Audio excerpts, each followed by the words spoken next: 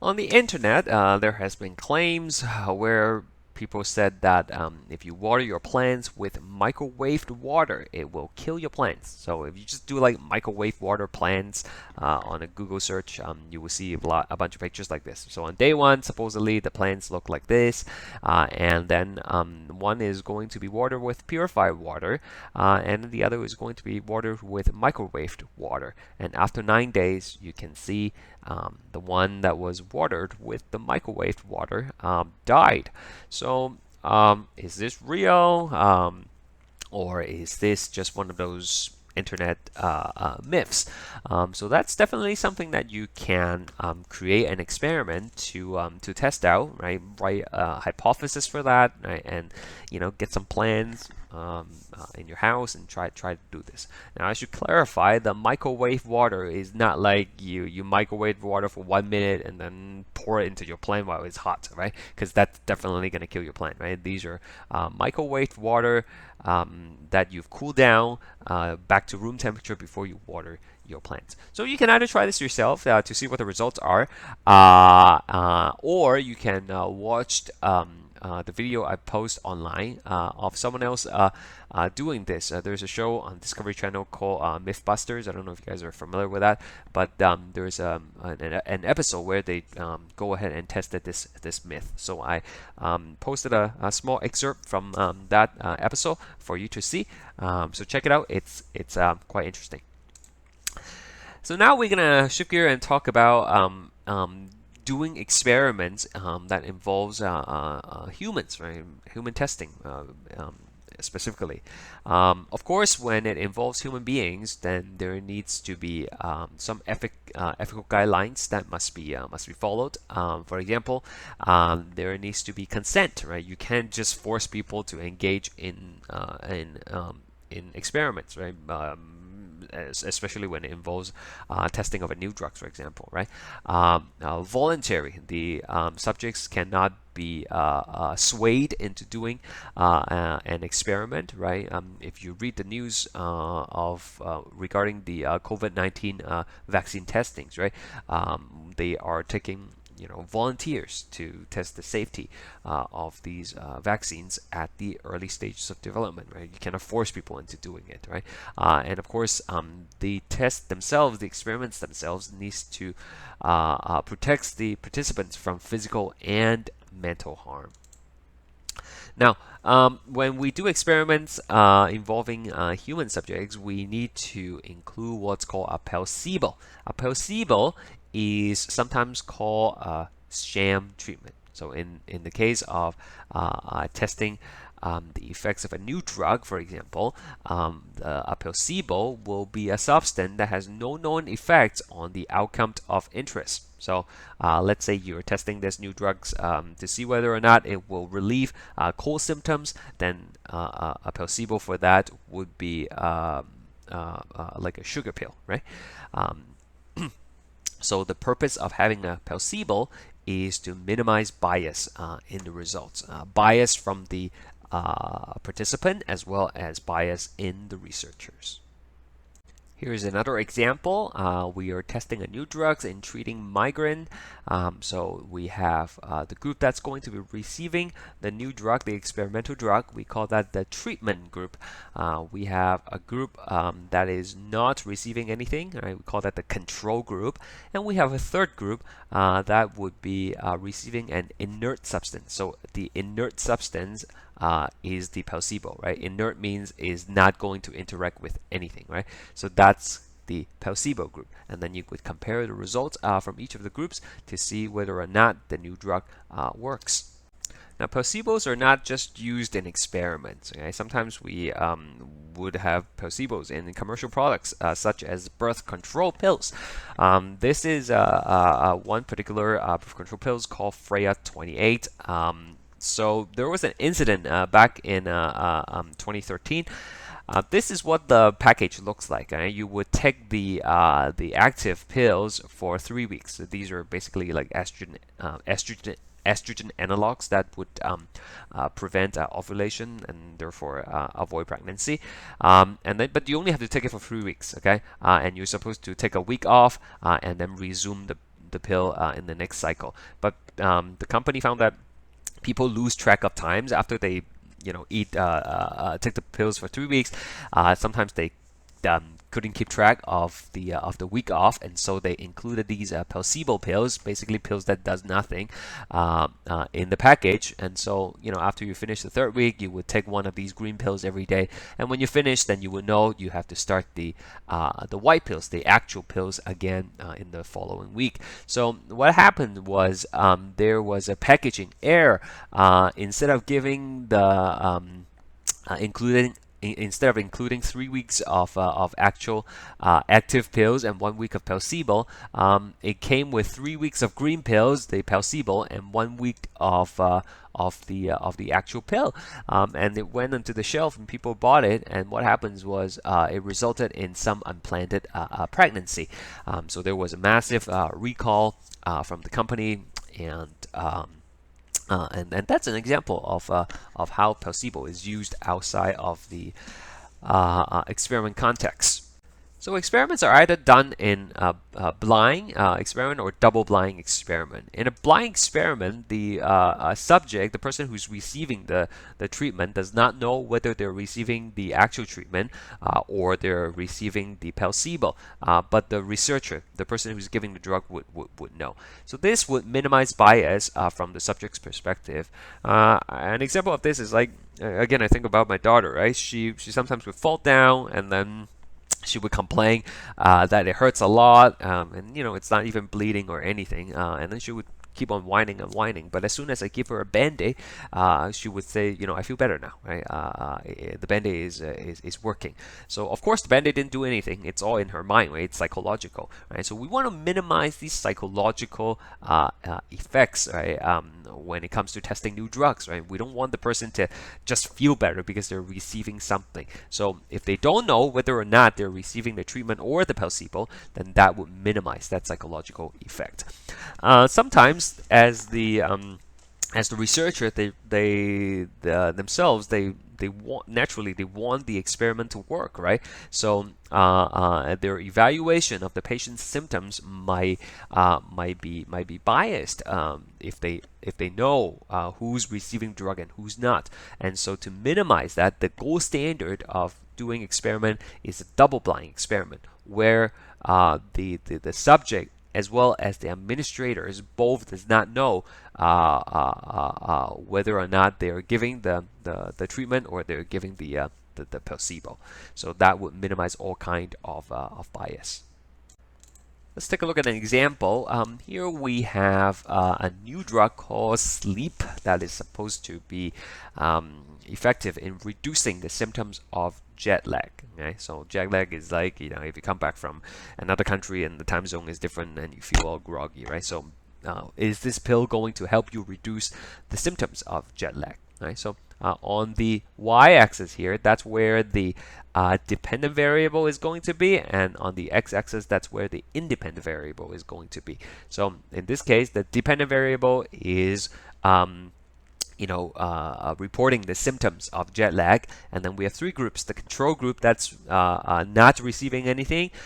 We have the placebo group, that is a fake treatment, right? It's just sugar pills, and then we have the actual drugs that we're trying to use to test. Okay, and usually there's going to be a number here, n equals to something, that tells you how many people were tested.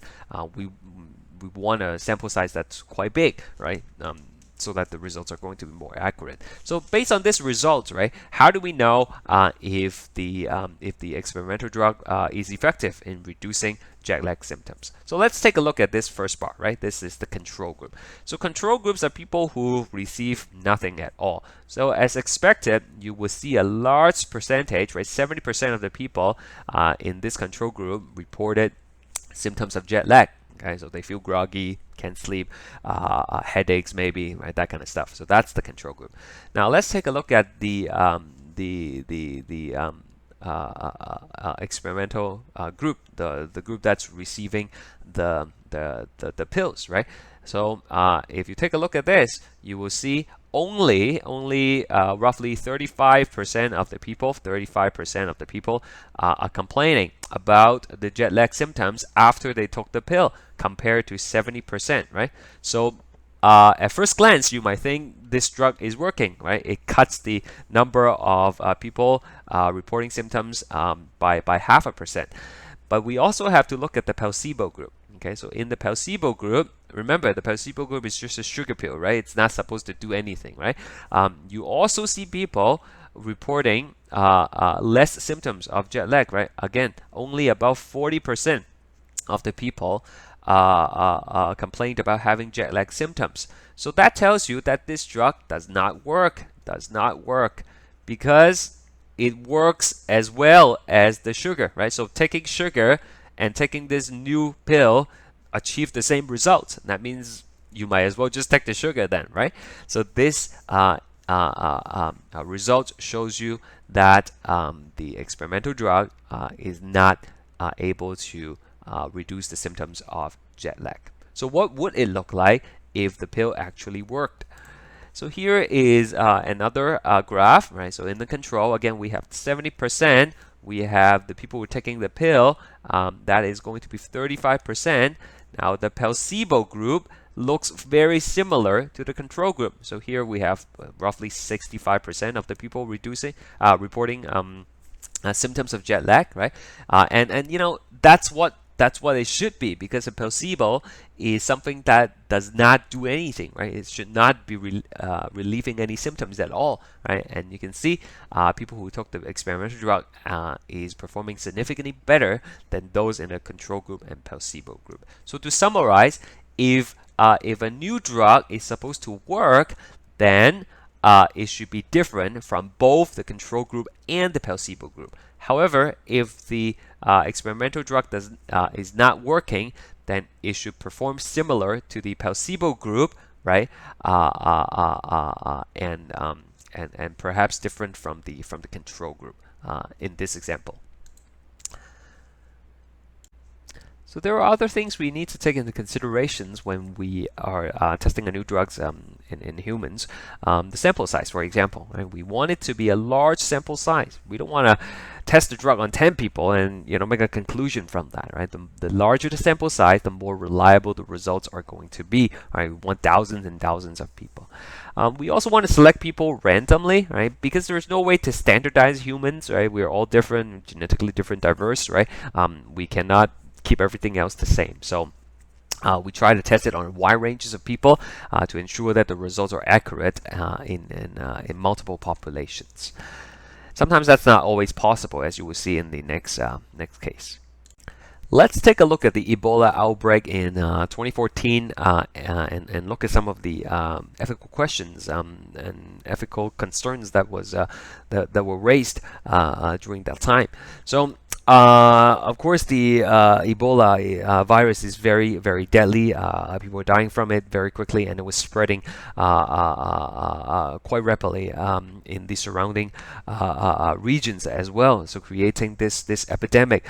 Scientists were racing to try to come up with a cure, or rather come up with a vaccine that would be used as a treatment for it. So the question is, should they be going with the traditional experimental setup where you have the control group, the placebo group, and the experimental group? And if so, what should be the placebo? Who should be in the placebo group? So there is the problem, right? Based on the animal testing results, the experimental vaccine showed very promising results. Okay, there is a high chance that it is going to stop the virus. They don't know that for sure. They still have to test it on the humans, but based on the animal results, it's a very optimistic candidate, right? So here is the ethical concern. If you have people living in a community where the Ebola outbreak is, right, you will give this experimental vaccine to a group of people. That would be the treatment group.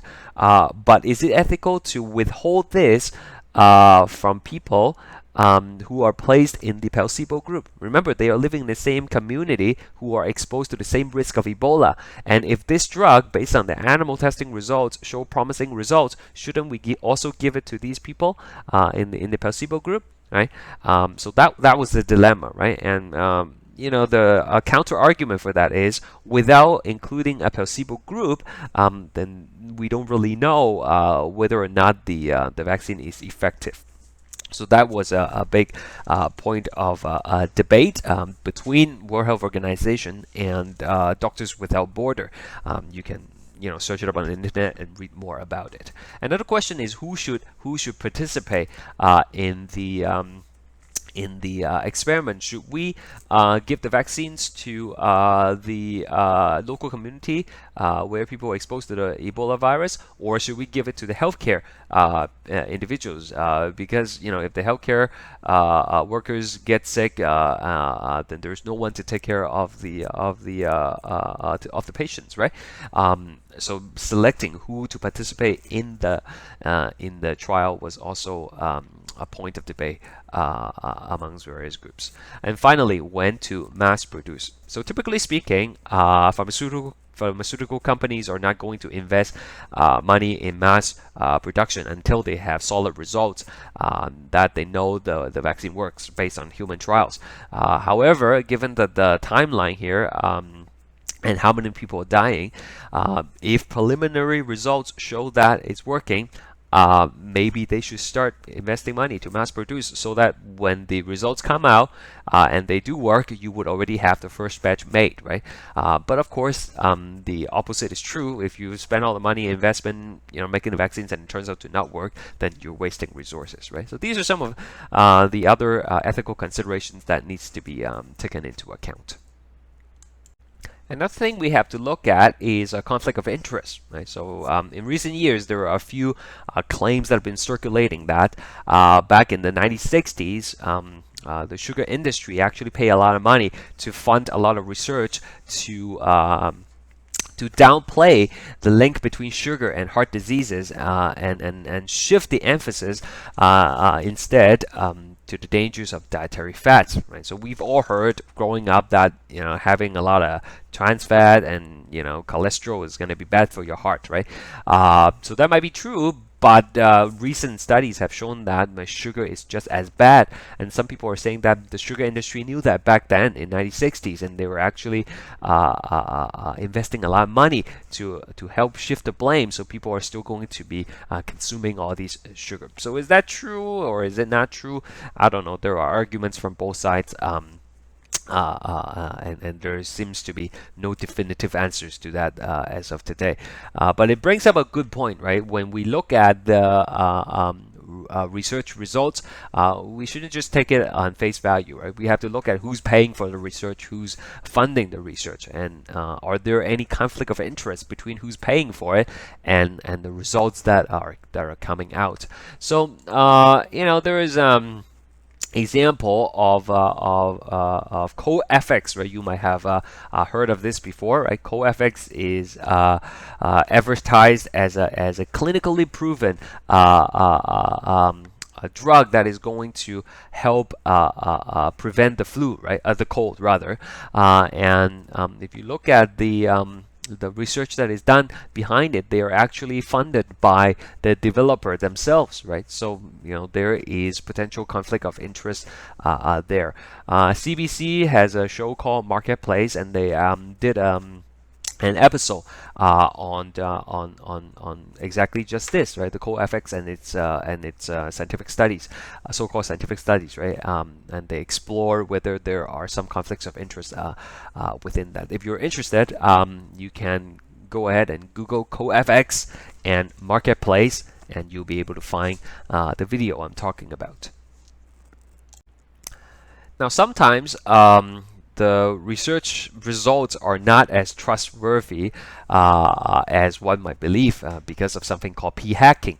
So the p-value of an is basically something that scientists use to determine whether or not their findings are significant. So typically speaking, right, if you have a p-value less than 0.05, then we say the results are significant, whereas anything bigger than 0.05, then we say the results are meaningless. Okay, there's no significance to the results. All right, so by collecting a large a collection of data, right, some scientists, not very good ones, I guess, can manipulate the data in a way that shows a significant p-values. Okay, but we have to remember correlation does not imply causality. So let me explain what that means. Right?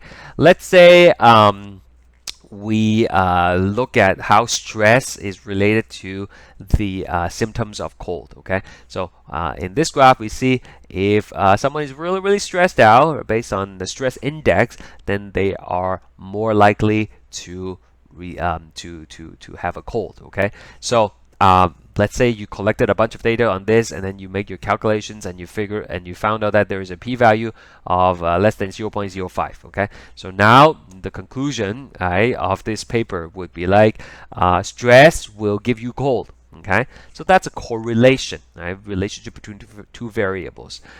However, there are many reasons for stress, right? A person could be stressed because they are having some underlying illnesses, because they're eating poorly, they don't exercise too much, they don't sleep enough. All these things can lead to high stress, and some of these things can actually lead to high frequency of cold as well. So just because you see a correlation between high stress and high cold frequency does not automatically mean that stress causes cold, right? There are many factors behind it. So we should not just be looking at the p-values alone sometimes, right? And as I said, it's easily manipulated to create a desired result in some instances. There is actually a website here. Here's just the link to it. It's called the Spurious Correlation. Okay, so they randomly track a bunch of data, and they come up with these ridiculous correlation just for fun. So for example, here is the correlation between the per capita cheese consumption and the number of people who died by becoming tangled in their bed sheets. And you can see there's a really close correlation here, right? The red line is the cheese consumption, and the black line is tangled by bed sheets.